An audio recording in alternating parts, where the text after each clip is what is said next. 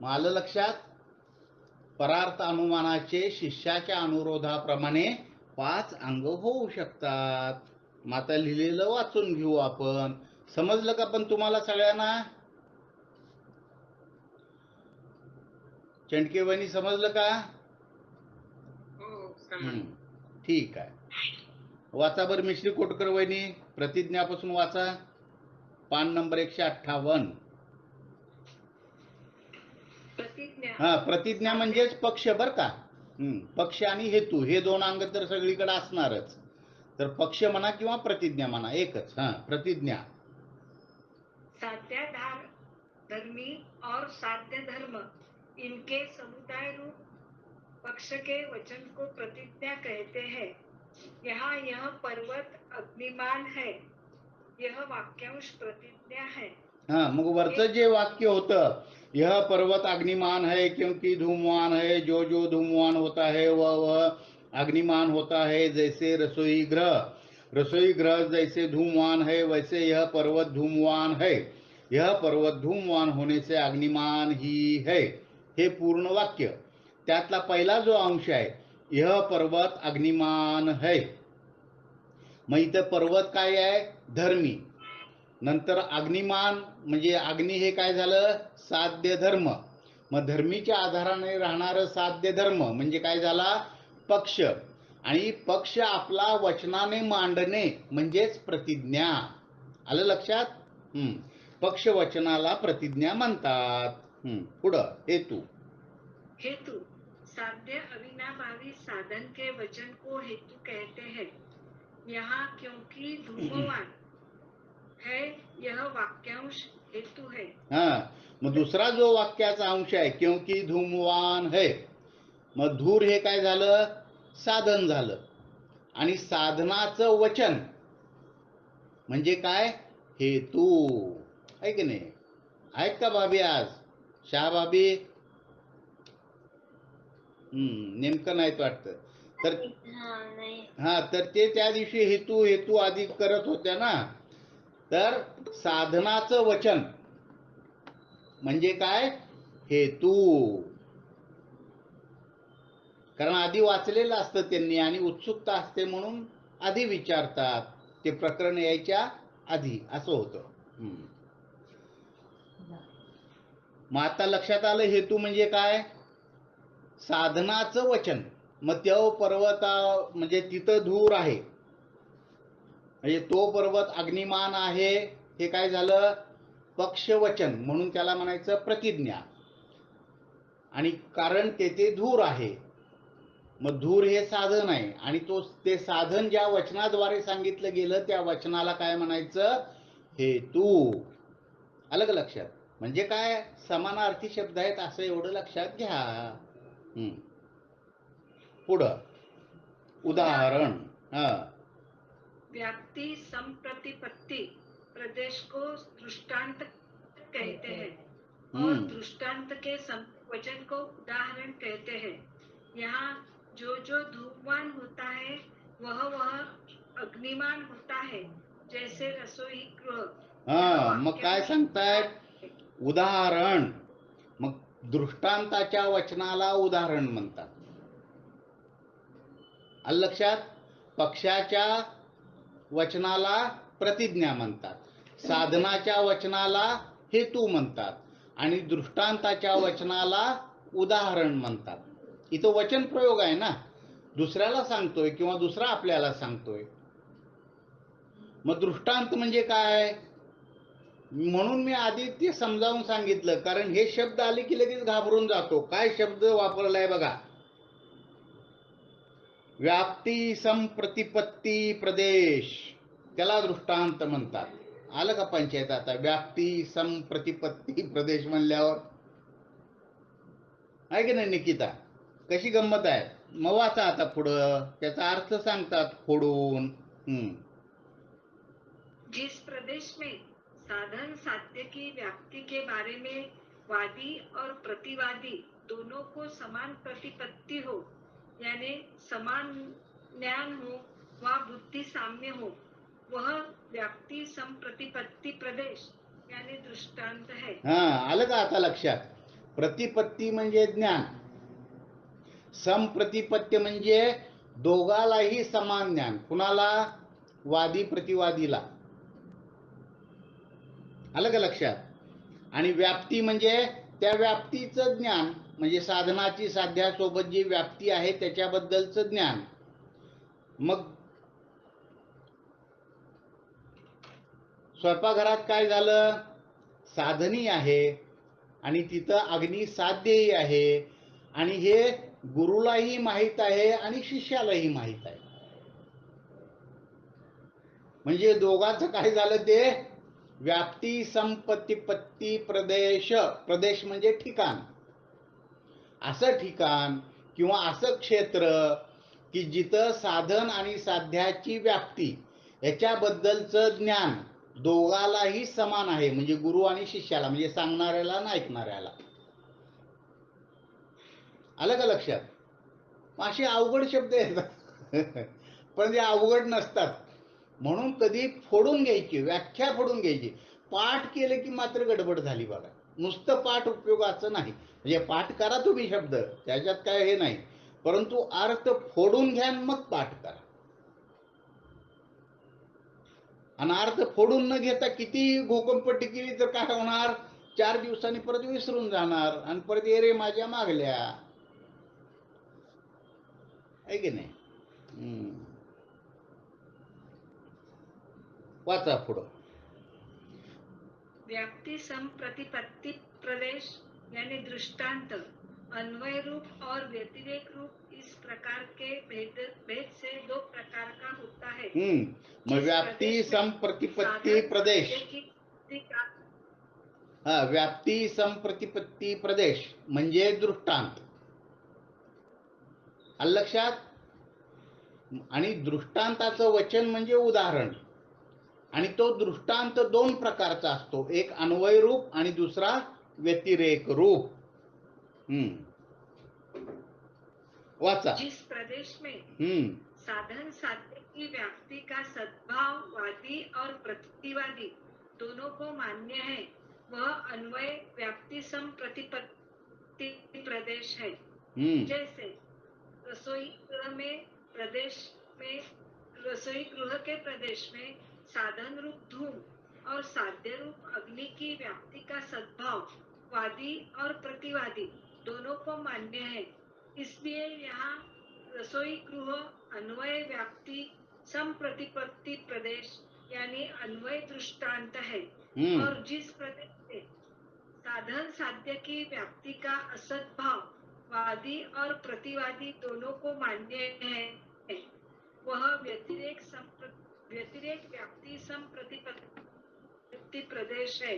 जैसे तालाब के प्रदेश में साधन रूप धूम और साध्य रूप अग्नि की व्याप्ति का असद्भाव व अभाव वादी और प्रतिवादी दोनों को मान्य है.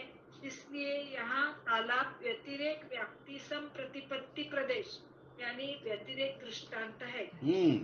मग मुळात अन्वय आणि व्यतिरेक ह्या शब्दाचे अर्थ काय होतात? अन्वय म्हणजे तोचतोपणा, व्यतिरेक म्हणजे वेगवेगळेपणा. आलं का लक्षात?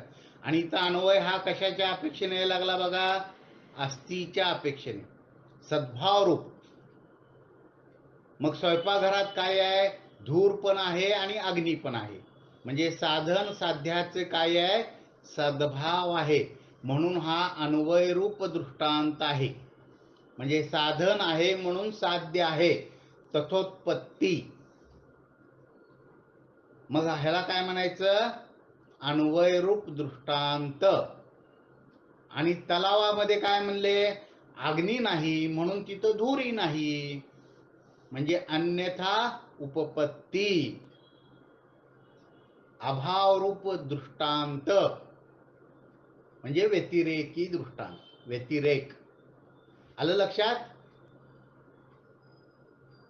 आलं का निकिता लक्षात? अवघड काय नाही. फक्त पहिल्यांदा ऐकतो म्हणून आपल्याला कधी कधी काय वाटतं की नवीन आहे का काही, असं वाटतं. पण आपण रोज ते वापरतो, है की नाही? स्वयंपाकघरात धूर आणि अग्नी दोन्हीचा सद्भाव आहे म्हणून हा काय झाला? अन्वय दृष्टांत. आणि तलावावर अग्निही नाही आणि धूरही नाही, अन्यथा अनुपपत्ती बसली तिथं, म्हणून व्यतिरेक दृष्टांत. पुढं दृष्टांत के सम्यक वचन को उदाहरण कहते हैं. जो जो धूमवान होता है वह अग्निमान होता है. जैसे रसोई गृह यह अन्वय दृष्टांत का उदाहरण है. और जो जो अग्निमान नहीं होता है वह धूमवान नहीं होता है. जैसे तालाब यह व्यतिरेक दृष्टांत का उदाहरण है. इन दोनों में से एक एक का प्रयोग पर्याप्त है, लेकिन इतरा में शिष्य के अनुरोध से इन दोनों का भी प्रयोग हो सकता है. जसं काय आहे, ऐका आता, जसं हेतूचं सुद्धा काय सांगतात, अन्यथा अनुपपत्ती किंवा तथोत्पत्ती.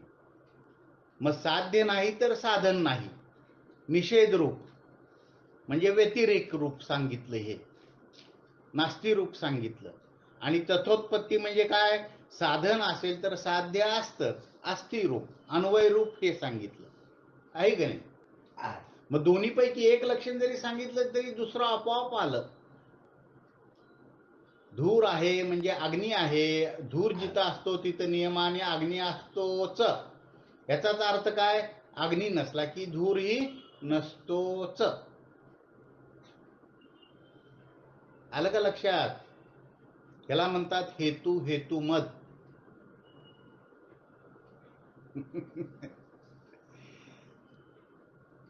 ज्या हेतूने एक गोष्ट सिद्ध झाली त्याच हेतूने दुसरी गोष्ट सिद्ध झाली असं म्हणतात. सम्यक दर्शन ज्ञान चारित्राणी मोक्ष मार्ग. हा सम्यक दर्शन, सम्यक ज्ञान, सम्यक चारित्र हा काय म्हणले, मोक्ष मार्ग आहे. याचाच अर्थ काय, मिथ्या ज्ञान, मिथ्या दर्शन, मिथ्या चारित्र काय आहे, बंध मार्ग आहे. आलं का वैशालीचे लक्षात. न्यायशास्त्रात शब्द येतात की नाही, किंवा अमृतचंद्राचार्यांच्या टीकेत हेतू हेतुमत. मग काय हेतू हेतुमत, हो ज्या हेतूने एक गोष्ट सिद्ध झाली त्याच हेतूने त्याच्या विरोधी गोष्टीचा परिहार होतो, खंडन झालं. त्याच्यामध्ये गर्भित आहे ते. गर्भित आहे, बरोबर. तसंच दृष्टांतामध्ये तेच आहे. दृष्टांत सुद्धा अन्वय आणि व्यतिरेक रूप, हेतूचं लक्षण सुद्धा अन्वय आणि व्यतिरेक रूप सांगितलं का नाही, तसं दृष्टांत सुद्धा अन्वय आणि व्यतिरेक रूप. अन्वय मध्ये काय सांगितलं, अस्ति सांगितली. मग साधन आहे स्वयंपाकघरामध्ये म्हणजे तिथं अग्नी असलाच पाहिजे बाबांनो, आहेच. अस्ति रूप म्हणजे हा अन्वय दृष्टांत. आणि तलावामध्ये अग्नी नाही म्हणून तेथे धूर नाही बाबांनो, हा काय झाला, व्यतिरेक दृष्टांत. मग दोन्हीपैकी एक दृष्टांत सांगणं पुरेसं आहे वास्तविक.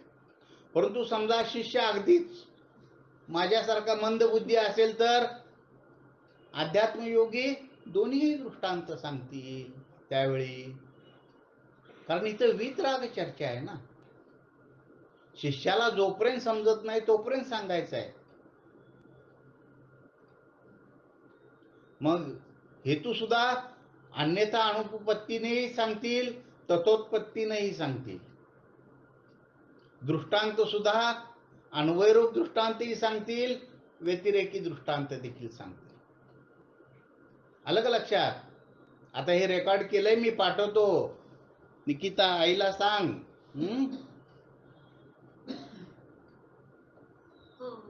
त्यांनी त्या दिवशी विचारलं होतं.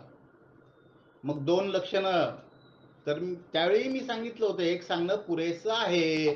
तर कसं पुरेसं आहे, कारण त्याच वेळी हे सांगत बसलं तर कन्फ्युजन होईल सगळ्यांना, बाकीच्यांना.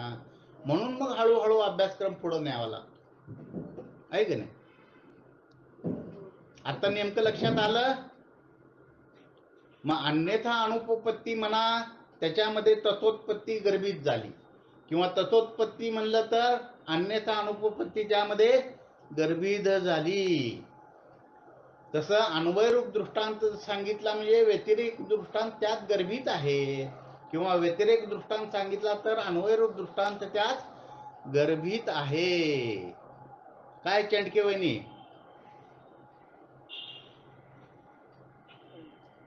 आलं का लक्षात? मग मी व्याप्ती सांगितली की चंडके वहिनी काय म्हणल्या लगेच? अविनाभाव. मी अन्यथा अनुपपत्ती म्हणलं की लगेच चंडके वहिनीने काय सांगितलं? तत्वोत्पत्ती सांगितलं का नाही? मग असं का होतं? कारण त्यांचा अभ्यास आहे. आलं का लक्षात? मग ज्याचा अभ्यास आहे तो बरोबर ते ग्रहण करतो. कारण पण ज्याचा जो पहिल्यांदा स्वाध्याय करतो त्याला ते ग्रहण होणार नाही, तर हळूहळू सांगावं लागेल, आहे का नाही? मग चंडके वहिनी काय किंवा शहाभाभी काय किंवा अन्य कोणी काय, म्हणजे ज्यांचा स्वाध्याय आहे त्याला ते गर्भित अर्थ समजत जातो. आणि ज्याचा स्वाध्याय कमी असतो मग त्यांना असं थोडं विस्कटून घ्यायचं, म्हणजे काय सुटसुटीत करून घ्यायचं. कारण आपण इथं बसलोयच कशासाठी? की तत्व समजावून घेण्यासाठी, वाद करण्यासाठी नाही, पहिली गोष्ट. आणि मग तत्व जर आपल्याला समजावून घ्यायचंय तर असे सगळे खुलासे व्हायला पाहिजे. कारण आपण बसलोय प्रयोजनभूत आत्मानुभूती, शुद्धात्मानुभूतीसाठी. मग शुद्धात्मानुभूतीसाठी जे जे लागणार आहेत त्या गोष्टी सर्व बाजूने स्पष्ट असाव्या लागतील का नाही? आलं का लक्षात? म्हणून अन्वय रूप दृष्टांत आणि व्यतिरेक रूप दृष्टांत. आणि आचार्य काय म्हणतायत की दोन्ही पैकी एक सांगणं पर्याप्त आहे, परंतु शिष्याच्या अनुरोधाने दोन्हीचंही कथन होऊ शकतं. जसा शिष्य समोर असेल तसं. पण वादामध्ये फक्त पक्ष आणि हेतू दोनच अंग. तुला समोरचं कळत नाही काय? हट म्हणले बाजूला हो, तू काही विद्वान नाही, समोर बस शिष्य म्हणून शिकवतो म्हणले. असं आहे ते. मग ते आचार्य आहेत अकलंक. आहे की नाही? म्हणून न्यायशास्त्र सुद्धा वाचताना दोन्ही पद्धतीनं वाचायला शिकायला पाहिजे. एकतर एक महान ज्ञानी परमताला हरवण्यासाठी पक्ष आणि हेतू देतोय, आणि दुसरं तोच महान ज्ञानी आहे परंतु तो कुणाचा तर गुरु देखील आहे, आणि आपल्या शिष्यावर अनंत करुणा आहे त्याला. म्हणजे काय की खूप प्रेम आहे, खूप वात्सल्य आहे. अनंत करुणा म्हणता येत नाही कारण ते अनंत अनुबंधीमध्ये जाईल नाही तर, परंतु आपल्या अपेक्षेने अनंत म्हणायचं की बाबा खूप पुष्कळ प्रेम आहे शिष्यावर, आणि त्याला वाटतं की बाबा सगळ्याच जगातल्या प्राण्यांचं कल्याण व्हावं. मग असं त्या सगळ्या जगातल्या सगळ्या प्राण्याचं कल्याण व्हावं अशी भावना असणाऱ्यालाच तीर्थंकराचा बंध होतो का नाही? आपल्यासारख्याला थोडंच होतो तो. प्रवचन वात्सल्य म्हणतात त्याला.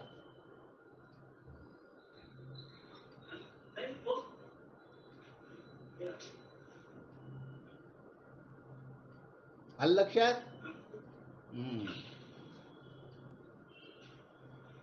ठीक आहे, वाचा पुढं. दृष्टांत का असम्यक वचन और अदृष्टांत का सम्यक वचन दोनों ही उदाहरणाभास है. जैसे की मग काय म्हणतायत बघा, तुमचा दृष्टांत तर बरोबर आहे, परंतु त्याचा वचन प्रयोग जर चुकीचा असेल तरी उदाहरणाभास झालं. आणि समजा जो दृष्टांतच नाही, अदृष्टांत आहे, आणि त्याचं सम्यक वचन करताय तुम्ही, म्हणजे अदृष्टांताचं मात्र वचन बरोबर बोलताय, तरी ते काय झालं? उदाहरणाभास झालं. वाचा. जैसे की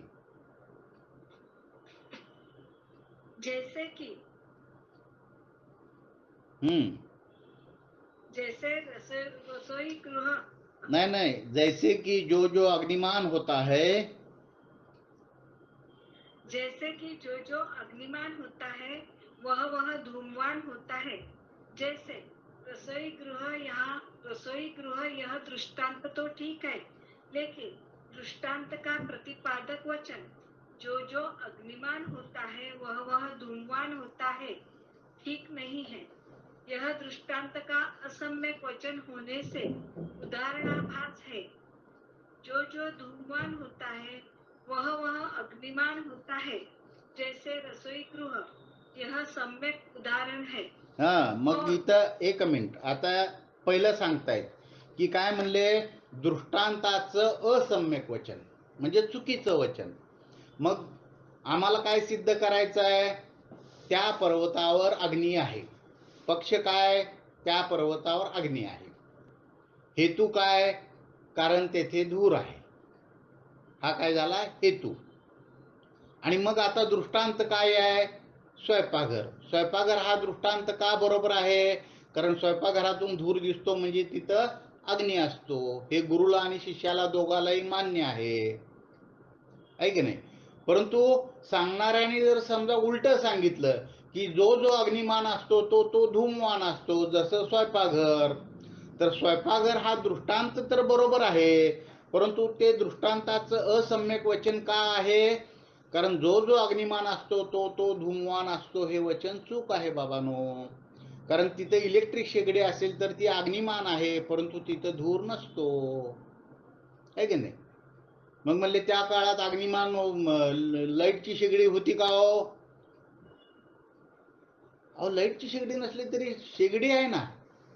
शेगडीमध्ये कोळसा आहे आणि कोळसा पेटवताना धूर होतो, एकदा पूर्ण पेटल्यावर धूर नाही, फक्त अंगार आहे तिथं.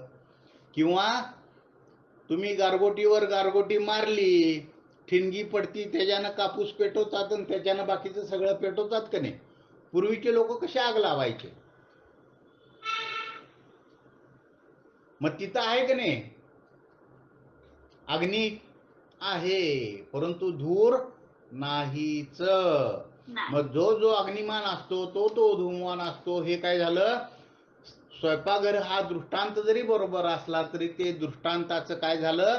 असम्यक वचन झालं, म्हणून ते उदाहरणाभास आहे. आलं का लक्षात? पुढं. और उसी तरह जो धूमवान होता है वह अग्निमान होता है, जैसे तालाब। यहाँ तालाब यह दृष्टांत ही ठीक नहीं है, यह अदृष्टांत है। लेकिन यहाँ अदृष्टांत का वचन जो धूमवान होता है वह अग्निमान होता है, ठीक है। यानी यहाँ अदृष्टांत का सम्यक वचन है, लेकिन यह भी उदाहरणाभास है. दुसरा उदाहरणाभास काय सांगितला? की जो दृष्टांतच नाही आहे वास्तविक. कारण तलावात काय आहे? अग्नी नाही आणि धुरी नाही, दोन्ही नाही. आणि तो तलाव म्हणून उदाहरण सांगतोय. म्हणजे उदाहरणामध्ये काय सांगतोय की तलाव हा दृष्टांत झाला. आणि त्याचं वचन कसं आहे की म्हणले जो धूमवान असतो तो अग्निमान असतो, जसं तलाव. तर तलाव हा काय झालं ना? तालाब म्हणजे तलाव. तर तलाव हा दृष्टांतच मुळात काय आहे? चुकीचा आहे. पण त्या चुकीच्या दृष्टांतामध्ये तो वचन मात्र बरोबर वापरतोय की जिथं जिथं धूर असतो तिथं तिथं अग्नी असतो. हे त्याचं वचन बरोबर आहे, परंतु मुळातच ते दृष्टांत काय आहे? चुकीचं आहे. म्हणजे अदृष्टांताचं सम्यक वचन देखील काय आहे? उदाहरणाभास आहे. म्हणून लोक उदाहरण देतात का नाही? उदाहरण म्हणून काही फेकतात हो. आणि आम्ही परीक्षा करायला तिथं असमर्थ होतो. कारण का? आम्हाला दृष्टांताचं असम्यक वचन आणि अदृष्टांताचं सम्यक वचन कळत नाही. आलं का लक्षात? आणि म्हणून चूक होते. मग दुसरा काय बडबडतो उगाच आपलं काहीतरी झिटाईनं, आणि आम्हाला ऐकून घ्यावं लागतं, आहे की नाही? आणि घरी गेल्यावर मग थोडासा विचार केल्यावर अरे हो, हे तर चुकीचं काहीतरी बोलला असं वाटतं. मग असं वाटू नये असं वाटत असेल तर अभ्यास करा मग न्यायशास्त्राचा. हा, वाचा पुढं. जैसे जो जो द्रव्यलिंगी होता है वह भावलिंगी होता ही है. जैसे कुंद कुंदाचार्य यह दृष्टांत का असम्यक वचन है. हा, मग आता बघा काय तो कुणाला पकडतोय. डायरेक्ट म्हणतो कुंद कुंद, कारण कुंद कुंद म्हणलं की सगळे शरण जातात, त्याला माहित आहे. आणि काय फेकतोय हा, की जो जो द्रव्यलिंगी साधू असतो तो भावलिंगी असतोच, जसं कुंद कुंद. मग कुंद कुंद हे काय आहे, दृष्टांत आहे. पण ते दृष्टांताचं काय आहे, असम्यक वचन बोलायला लागलाय.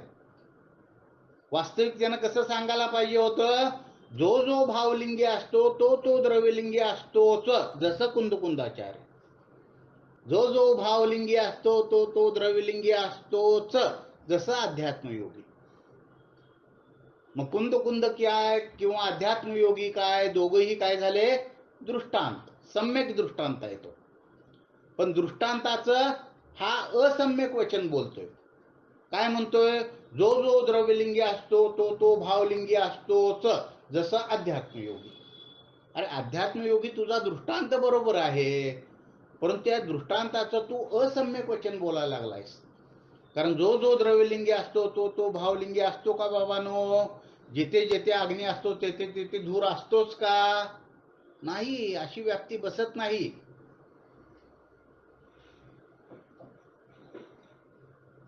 तसं जो जो कपडे काढून बसलाय, मुनी होऊन बसलाय, तो भावलिंगीच असेल, अशी व्याप्ती बसत नाही. आलं का लक्षात? काय स्वातीताई बेंडसुरे?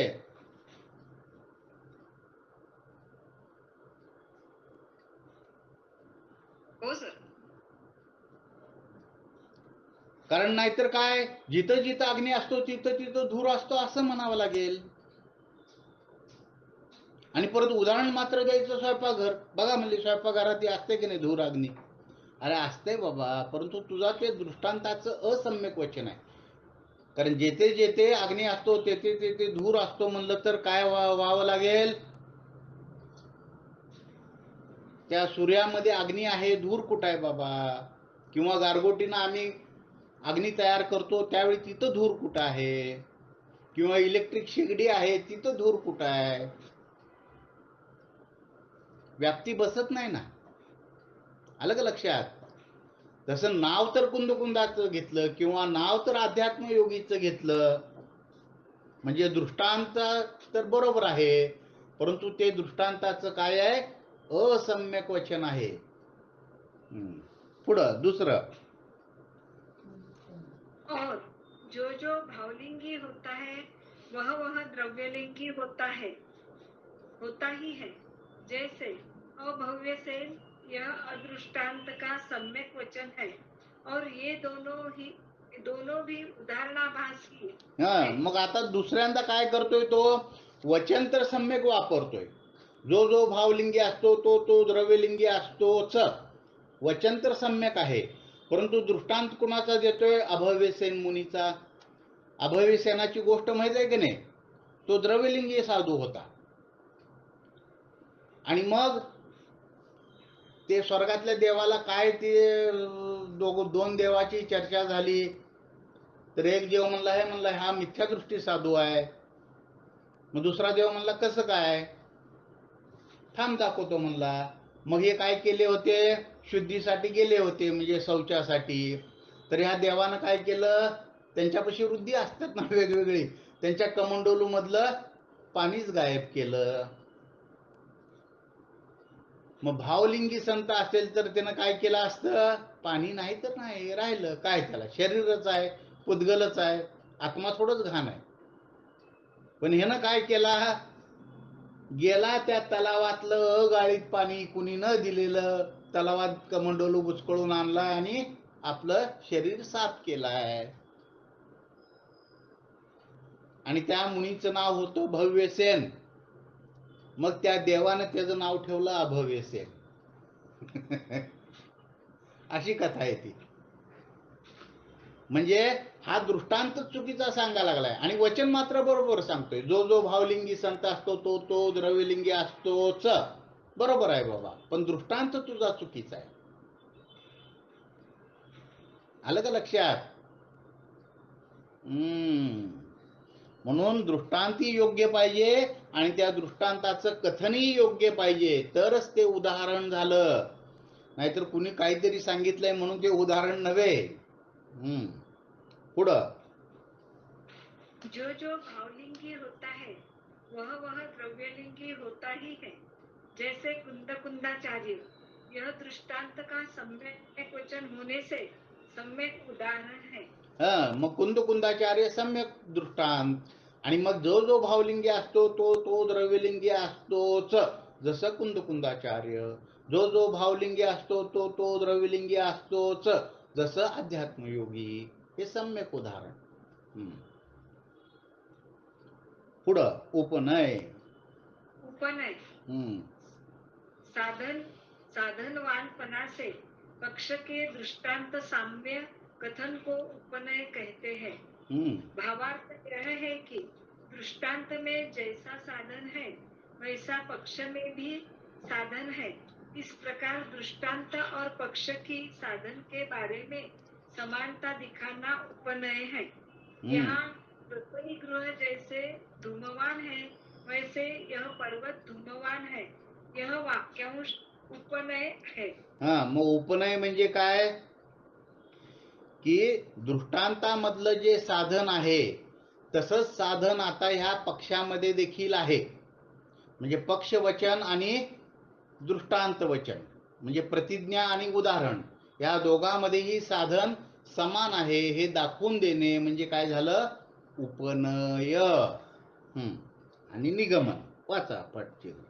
निगमन साधन अनुवाद पुरस्सर साध्य नियम वचन को निगमन कहते हैं. भावार्थ यह है कि साधन के वचन का कथन करके पश्चात साध्य के निश्चय के वचन का फिर से कथन करना निगमन है. यहाँ यह पर्वत धूमवान होने से अग्निमान ही है. यह वाक्यांश निगमन है. उपनय के कथन करते समय निगमन का कथन करना उपनयाभास है और निगमन के कथन करते समय उपनय का कथन करना निगमाभास है. मग आता इथं काय सांगतायत, निगमन. निगमन म्हणजे काय, आता अनुमानातून बाहेर पडताना आपलं ठसवणं.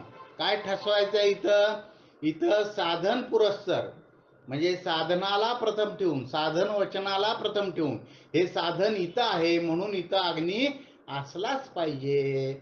पक्षामध्ये कसं आहे, साध्य पहिल्यांदा ठेवलं, इथं अग्नी आहे कारण इथं धूर आहे. आलं लक्षात? आणि निगमनामध्ये काय केलं, इथं धूर आहे म्हणून इथं अग्नी असलाच पाहिजे. आणि मग निगमनाच्या इथं उपनय सांगणं आणि उपनयाच्या इथं निगमन सांगणं ह्या गोष्टी चुकीच्या आहेत. म्हणून काटेकोरपणा यायला पाहिजे बोलताना. मग जर तुम्ही न्यायशास्त्राच्या भाषेत बोलताय, एखादा दृष्टांत सांगताय, है की नाही, पूचवाला मूचवाला असा दृष्टांत सांगताय, तर काटेकोरपणा यावा लागेल. नाहीतर तो काय आहे, अनुमान होऊ शकत नाही बाबा शिष्याना. कसं होणार, है की नाही? वादी प्रतिवादी मध्ये तर हा प्रश्नच येत नाही उपनय निगमाचा. तिथं पक्ष आणि हेतू दोनच आहे, दृष्टांतही नाही. परंतु शिष्याला जरी समजावून सांगायचं आहे तरी सम्यक दृष्टांत आणि सम्यक दृष्टांताचं सम्यक वचन पाहिजे. नंतर काय, उपनय म्हणजे दृष्टांतामधलं साधन आणि पक्षामधलं साधन याचं साम्य सांगता आलं पाहिजे किंवा सांगितलं पाहिजे सांगणाऱ्याने, जो वक्ता आहे त्यानं. आणि मग निगमन करताना काय सांगायला पाहिजे, मग हे साधन इथं आहे म्हणून इथं हे साध्य असलंच पाहिजे बाबांनो, असं निगमन. तर मग शिष्याची बुद्धी स्थिर होईल, है की नाही? नाहीतर गुरुलाच नाही ज्ञान तर शिष्याला कुठून येणार, आडात नाही तर पोऱ्यात कुठून येणार, असं सगळा गोंधळ उडतो. आलं लक्षात? आता इथं काय आहे का शंका? असेल तर आत्ताच विचारा.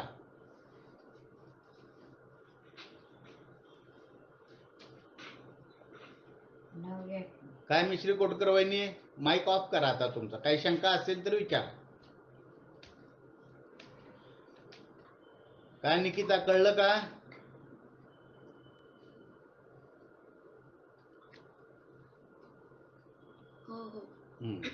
ठीक आहे. मग आज आपण इथं थांबू. आता वास्तविक काय झालेलं आहे की आपला स्वाध्यायाचा टाइम 8:45 ते 9:30 असा 45 मिनिटाचा ठेवायचा असं आधी ठरलं होतं. परंतु ते 45 मिनिटात कव्हर होत नाही म्हणून कधी 50 मिनिटं, कधी 1 तास व्हायला लागलं. पण नंतर काय व्हायला लागलं, तुमचं जॉईनिंगही उशिरा व्हायला लागलं 5-10 मिनिटं, आणि ते 10च्या आसपास चालला स्वाध्याय. आणि मग बऱ्याच महिला वर्गांना काय होतं, पहाटे लवकर उठावं लागतं, दिवसभर काम असतं आणि त्यांच्या पाठीमागचं काम चुकत नाही, स्वयंपाक पाणी वगैरे, त्यामुळे त्यांचा स्टॅमिना राहत नाही. 10 वाजतो डुलक्या येतात आणि कॉन्सन्ट्रेशन होत नाही. मग म्हणून आपण थोडं काय करू की चालू करताना थोडंसं स्ट्रिक्टली 8:45ला चालू करू. अरे काय झालं?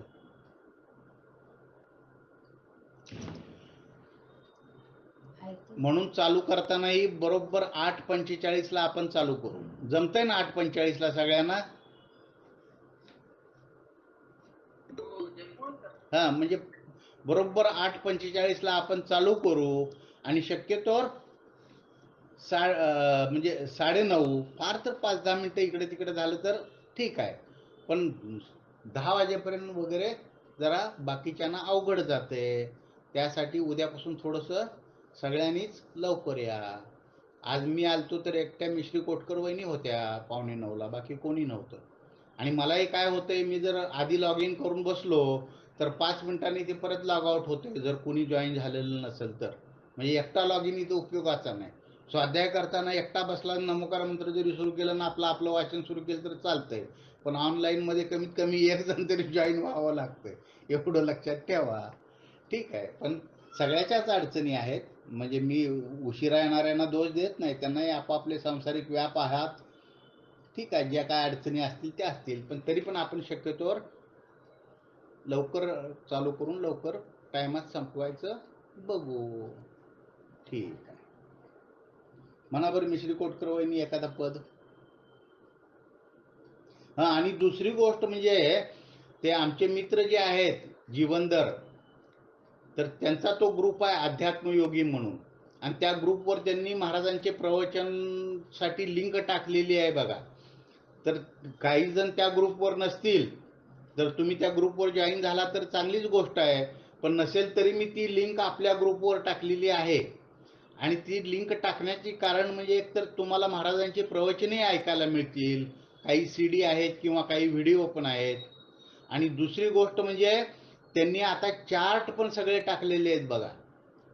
आणि त्यातल्या त्यात 7 नंबर, 20 नंबर, 19 आणि 21 नंबर हे चार्ट आपल्याला पुढचं प्रकरण घेताना, स्वसंवेदन प्रत्यक्षाचं प्रकरण घेताना ते चार्ट लागणार आहेत. त्यामुळे मी ते 4 चार्टही आपल्या ग्रुपवर टाकलेले आहेत. तर त्या 4 चार्टचं प्रिंट आउट तर आत्ता घेऊन ठेवाच, कारण ऐन वेळेवर कुठं जाणार तुम्ही प्रिंट आउट घ्यायला. आणि बाकीचे चार्टसाठी ती लिंक जॉईन करा, त्या अध्यात्मयोगीच्या ग्रुपवर दिलेली आहे, आणि मी पण आपल्या ग्रुपवर टाकलेली आहे की ती लिंक जर तुम्ही जॉईन केलात तर तुम्हाला महाराजांचेही प्रवचन ऐकायला मिळतील, आणि हे सगळे चार्ट तुम्हाला डाउनलोड करून घेता येतील. कारण आमच्याकडे जे सुटे चार्ट होते ते सोलापूरला असताना होते, आम्ही ते एका त्या कव्हरमध्ये घालून ठेवत होतो, असे आहे माझ्याकडे अजूनही आहे. परंतु आत्ता ते उपलब्ध नसावेत कदाचित. आत्ता काणे गुरुजीनं संकलित केलेलं आणि पुण्याहून प्रकाशित केलेलं ते पुस्तक आहे, परंतु ते हँडल करायला जरा त्रास होतो. मग हे असे एक एक चार्ट जर डाउनलोड केले तुम्ही कामाचे, म्हणजे डाउनलोड तर सगळेच करा, पण त्यावेळी एखादी प्रिंट घेऊन बसलात तर ते वाचायला सोपं जाते. त्यामुळे ती लिंक शक्यतोवर सगळ्यांनी जॉईन करावी असं मला वाटतं. मी पण जॉईन केलेली आहे, तुम्ही जॉईन करा आणि ते चार्ट डाउनलोड करून घ्या. आपल्यापाशी चार्ट पाहिजेत. ते चार्ट म्हणजे आगमय बाबांनो, अध्यात्म न्याय दीपिका आणि चार्ट म्हणजे आगमय. ठीक आहे. ओम म्हणा मिश्री कोटकर वहिनी म्हणा एक स्वतंत्र निश्चल निष्काम ज्ञाता दृष्टा आत्मराम दैव हूँ जो है भगवान, जो मैं हूँ वह है भगवान। अंतर यही ऊपरी जान, वे विराग में राग विचार। मम स्वरूप है सिद्ध समान, अमित शक्ति सुख ज्ञान निधान। किंतु आशवश होया ज्ञान, बना भिखारी निपट जान। सुख दुख दाता कोई नान, मोह राग दुख की खान। निज को निज पर को पर जान, फिर दुख का नहीं क्लेश निदान। जिन शिव ईश्वर ब्रह्मा राम, विष्णु बुद्ध हरि जिसके नाम। राग त्याग पहुँचो निज धाम, आकुलता का फिर क्या काम। होता स्वयं जगत परिणाम, मैं जग का करता क्या काम। दूर हटो पर कृत परिणाम, सहजानंद रहो अभिराम। हूँ स्वतंत्र निश्चल निष्काम, ज्ञाता दृष्टा आत्मराम। 9 वेळा नमोकार मंत्र म्हणा आणि नंतर स्वाध्याय विसर्जन.